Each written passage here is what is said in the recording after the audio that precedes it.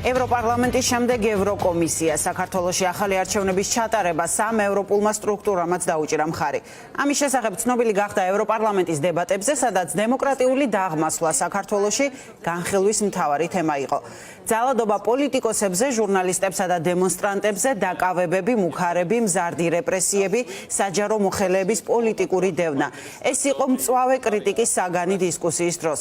ევროპელმა დეპუტატებმა მოუწოდეს ქართულ ოცნებას, რომ ჯერ კიდევ აქვს დრო დაასრულოს ქართული კოშმარი, გაისმა მოწოდებებიც ევროპელი ლიდერების მიმართ, რომ თავი შეიკავონ ოცნების თვითგამოცხადებული ხელისუფლების ლეგიტიმაციისგან. ლუკა ხაჩიძე ვრცლად ამ დებატების შესახებ. ეს არის პირველი შემთხვევა, როდესაც ევროკავშირის აღმასრულებელმა ორგანომ დააფიქსირა მხარდაჭერა ახალი არჩევნებისადმი.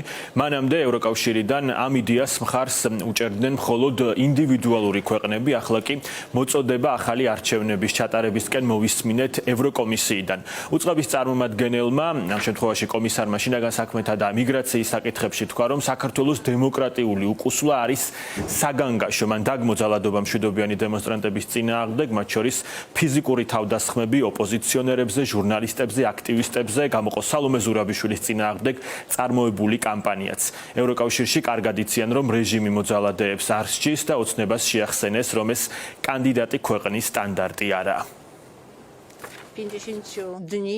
სამართალდამცავი სტრუქტურების არც ერთ წარმომადგენელს ბრალი არ წარდგენია მიუხედავად საპროტესტო აქციების ძალადობრივი ჩახშობისა და საქართველოს ომბუდსმენის მძიმე ბრალდებებისა დაკავებული მომიტინგეების წამების შესახებ. ასეთი ქმედებები არ შეესაბამება ევროკავშირის კანდიდატი ქვეყნის სტატუსს. ევროკავშირი აგრძელებს სოლიდარობას ქართველი ხალხის მიმართ და ჩვენ მოუწოდებთ ხელისუფლებას მიიღონ სწრაფი ზომები დაძაბულობის დეესკალაციისთვის. უსამართლო დაკავებულები უნდა გათავისუფლდნენ. ძალადობის ფაქტები გამოიძიონ და ამ უკანონო ქმედებებში ჩართულმა სამართალდამცავებმა პასუხი აგონ. მოუწოდებთ საქართველოს ოფიციალურ პირებს მიიღონ ეუთოს არჩევნების შესახებ საბოლოო ანგარიში გამოქვეყნებული რეკომენდაციები და ყველა ვარიანტი განიხილონ საქართველოს დემოკრატიული ინსტიტუტებისადმი ნდობის აღსადგენად. რა თქმა უნდა, ყველა პოლიტიკურ ძალასთან და სამოქალაქო საზოგადოებასთან დიალოგში, მათ შორის განიხილონ ახალი არჩევნების ჩატარებისკენ საქართველოს საზოგადოების მოწოდება. ეს დებატები იყო ერთ-ერთი ყველაზე მასშტაბური ბოლო წლებში, რომელიც საქართველოს შესახებ გამართულა ევროპარლამენტში.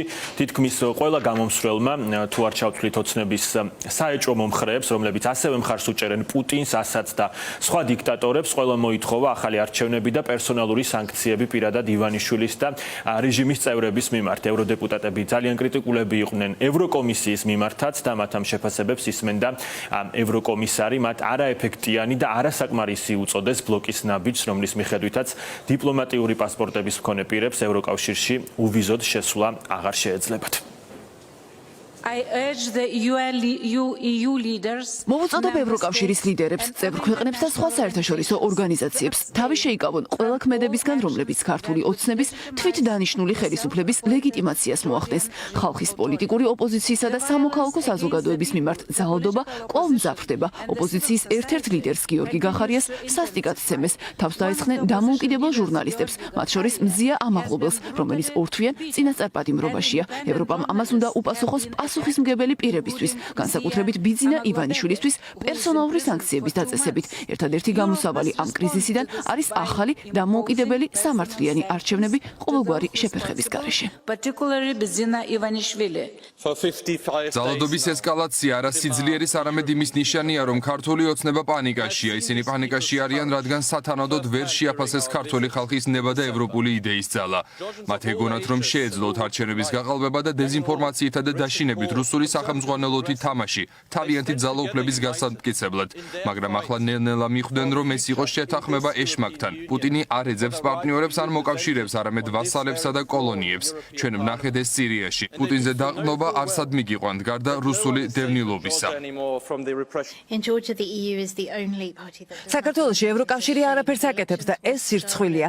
არჩევნები მოიპარეს და არც ახალი პრეზიდენტი, არც მთავრობა და არც პარლამენტი არ არის ლეგიტიმური. მოსახლეობა მოსახლეობა 55 დღეა აპროტესტებს. ქართველები ქუჩებში ევროპული დროშებით გამოდიან. მათ სჯერათ ევროპის. ისინი ამას იმსახურებენ. პრეზიდენტი ზურაბიშვილი თანმიმდევრულად და სწორად გვაფრთხილებს. ის რაც საქართველოში ხდება სერიოზულია არა მარტო ქართველებისთვის, არამედ კავკასიისთვის, შავი ზღვის უსაფრთხოებისთვის და შესაბამისად ჩვენთვისაც. ამ დროისთვის საქართველოში ანგარიშია პუტინი 1 ევროპა 0. დემოკრატიისთვის მატჩი არ დასრულებულა. მოდით ყველაფერი გავაკეთოთ, რომ არ წავაგოთ. დღეს გარეთ ცივა, წარმოიდგინეთ, გადიხართ გარეთ და იქ 6 საათის განმავლობაში დგახართ. ციცივისგან კანკალებ და გეშინია, რომ შესაძლოა პოლიციამ გცემოს უმიზეზოდ. სახლში დივანზე ოჯახთან ერთად ჯდომა ბევრად უკეთესია, მაგრამ მაინც ქუჩაში რჩები. ხვალ ისევ მიდიხარ, ისე როგორც ამას ბოლო 55 დღის განმავლობაში აკეთებ. რადგან გსურს შენი ქვეყანა დიქტატურა არ გახდეს, რადგან გსურს შენს ქვეყანაში დემოკრატია და თავისუფლება იყოს, რადგან გსურს შენი ქვეყანა ევროკავშირს შეუერთდეს. რას იგრძნობთ თუ იგივე კავშირი რამდენიმე თვიანი დებატების შემდეგ გადაწყვეტს, რომ მხოლოდ შეიძლება ოდნავ გაურთულონ რეპრესიული რეჟიმის ჩინოვნიკებს თვითმფრინავით მგზავრობა. ევროკომისია, რას ელოდებით? საქართველოს ჩვენი მხარდაჭერა სჭირდება. თბილისში გამგზავრება პრეზიდენტ ზურაბიშვილის მხარდაჭერა და მსურველთა კოალიციით რეალური სანქციების ამოქმედება. ქართულმა ოცნებამ არჩევნებში წარმატებას მიაღწია ომისა და დასავლეთის მიერ დაშინების პოლიტიკის ან სხვადასხვა შეთქმულების თეორიის გამოყენების წყალობით. მათი საეჭვო შედეგი ასევე გამოწვეული იყო ამ პარტიის მფლობელი ოლიგარქის მიერ მედიის კონტროლით. გასაკვირი არ არის, რომ ქართველები გამოვიდნენ ქუჩებში. მთავრობის პასუხი გრძელვადიან საპროტესტო აქციებზე სრულიად არაადეკვატურია. ჩვენ თვალს ვადევნებთ პოლიციის სასტიკ ინტერვენციებს დემონსტრანტების მიმართ, რეჟიმის წევრების მიერ ოპოზიციონერი პოლიტიკოსებისა და ჟურნალისტების ცემას. ხედავთ ძალადობრივ ქმედებებს ყველას დასაშინებლად, ვისაც აწუხებს უცნაური არჩევნები და საგარეო პოლიტიკური ორიენტაციის რუსეთისკენ შემოbrunება. მოდი გავაგრძელოთ პროდასავლური პოლიტიკური ძალების და სანქციების მხარდაჭერა მათ წინააღმდეგ, ვინც საკუთარ მოქალაქეებს დაუპირისპირდა.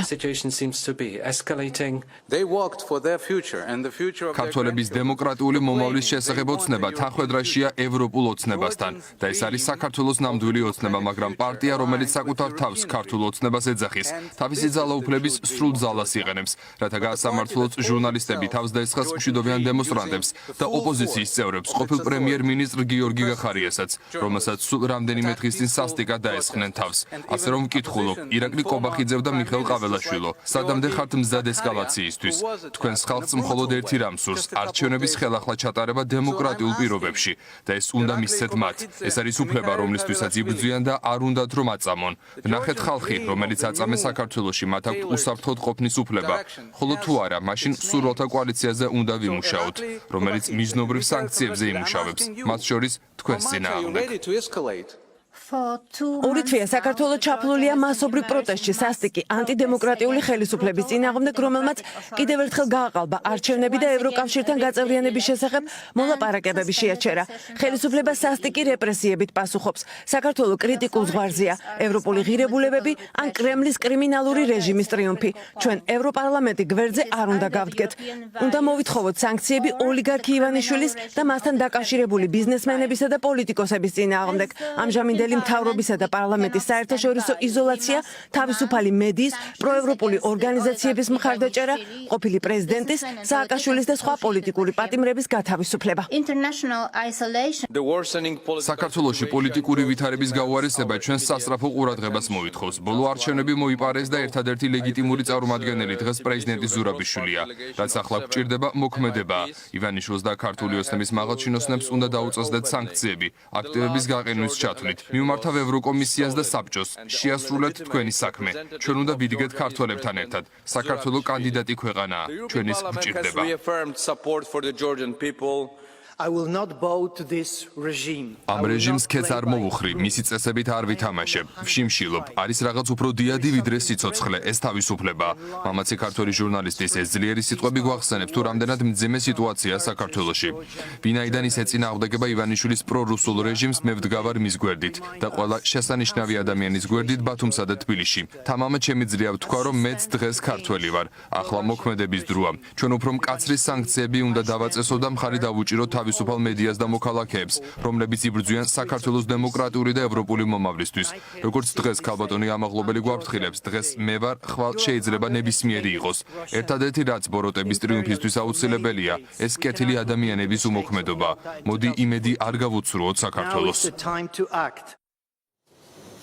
საქართველოში არსებულ ვითარებაზე ევროპარლამენტი კიდევ ერთ რეზოლუციას მიიღებს თებერვალში. დისკუსიიდან გამომდინარე, გასაგებია, რომ ის კრიტიკული შინაარსის იქნება, მხარს დაუჭერს ახალ არჩევნებს და რეჟიმის წინააღმდეგ სანქციებს მოითხოვს. მადლობა. ევროპარლამენტში გამართული დებატების შესახებ ლუკა ხაჩიძე გვიყვებოდა.